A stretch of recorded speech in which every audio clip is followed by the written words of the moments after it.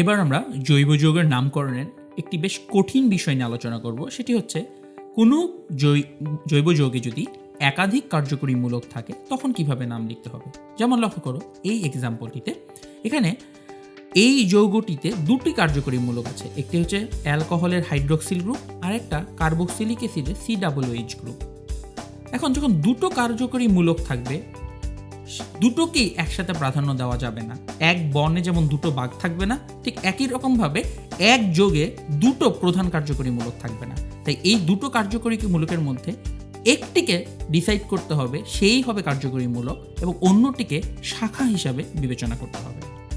তাহলে এই ডিসিশনটা কিভাবে নিবে, তার জন্য তোমাদের বইতে দেখবে এরকম একটা সিরিজ দেওয়া আছে।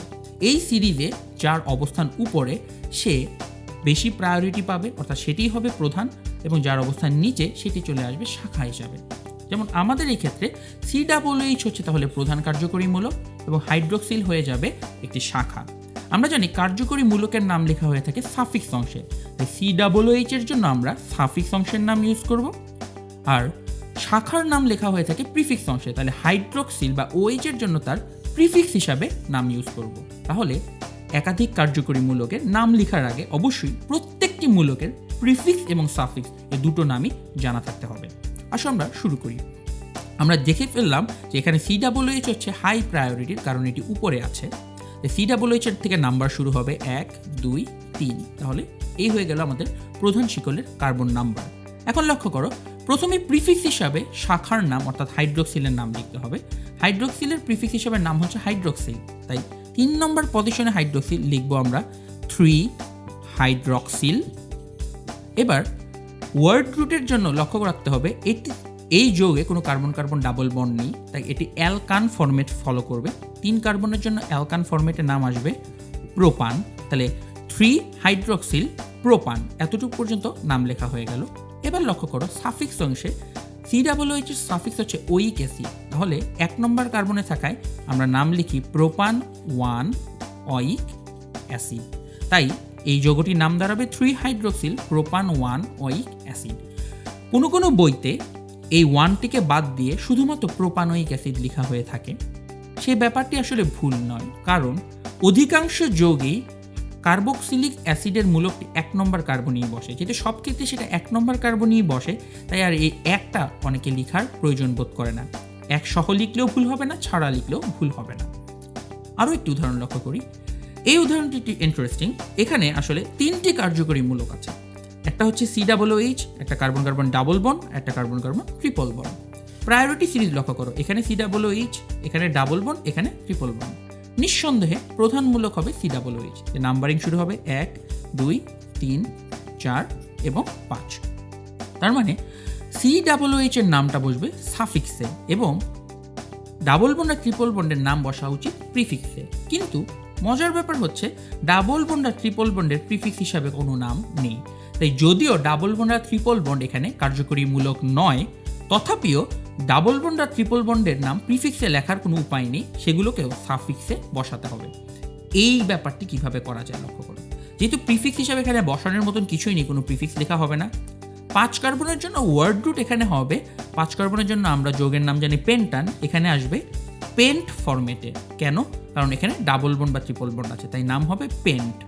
এবার লক্ষ্য করো সাফিক্স হিসাবে এখানে লেখার জন্য 3টি জিনিস আছে। একটি হচ্ছে COOH, একটি ডাবল বন্ড আর একটি ট্রিপল বন্ড। যেহেতু COOH হচ্ছে প্রধান মূলক, তার নামটা সবার শেষে লিখতে হবে, অর্থাৎ COOH এর ওইক অ্যাসিড আসবে সবার শেষে। তাহলে আর বাকি দুইজন রইল।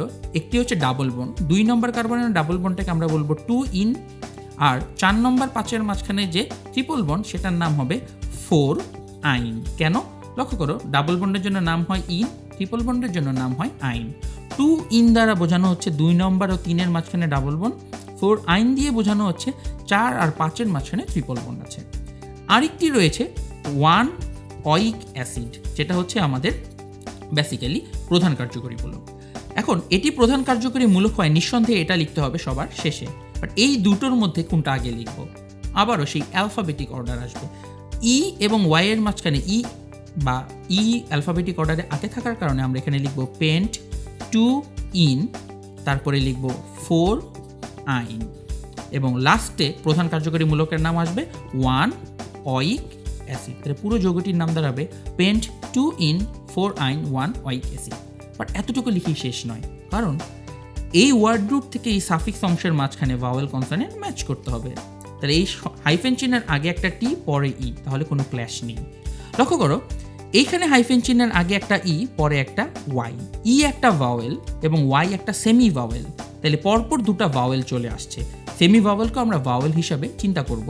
তাহলে ই আর ওয়াই যখন পরপর দুটো ভাওয়েল চলে আসবে, নিয়ম হচ্ছে আগের ভাওয়েলটাকে কেটে দিতে হবে। তাহলে এখানে ইন বানানোর সময় শুধুমাত্র ইন লিখতে হবে। আবার এখানে আসো, ওয়ানের আগে একটা ই আর পরে একটা ও আছে। ই আর ও এর দুটোই হচ্ছে ভাওয়েল, তাহলে নিয়ম অনুসারে আগের ইটা বা আগে যেটা থাকবে সেটা কেটে দিতে হবে। তাহলে আসলে পুরো যৌগের নাম আসবে পেন্ট 2in4-1 ওয়িক অ্যাসিড, যেখানে ইন এবং আইন দুটোর বানানি টুকু ভাওয়েল কনসোনেন্ট ম্যাচ করতে গিয়ে কাটা পড়ে যাবে। তাহলে মনে রাখার উপায় হচ্ছে একাধিক কার্যকরী মূলক থাকলে যে কোনো একটিকে প্রধান কার্যকরী মূলক হিসাবে বিবেচনা করতে হবে, সেটি হবে যেটির অবস্থান উপরে সেইটি, এবং বাকি সবগুলোকেই শাখা হিসাবে বিবেচনা করতে হবে। কার্যকরী মূলকের সাফিক্স নাম ব্যবহার করতে হবে এবং শাখাগুলোর প্রিফিক্স নাম ব্যবহার করতে হবে, শুধুমাত্র সেই ক্ষেত্রগুলো বাদ দিয়ে যেখানে শাখার আর কোনো প্রিফিক্স নাম নেই, যেমন ডাবল বন্ড আর ট্রিপল বন্ড। ডাবল বন্ড আর ট্রিপল বন্ডের ক্ষেত্রে শাখার শুধুমাত্র সাফিক্স নামই ব্যবহার করতে হবে।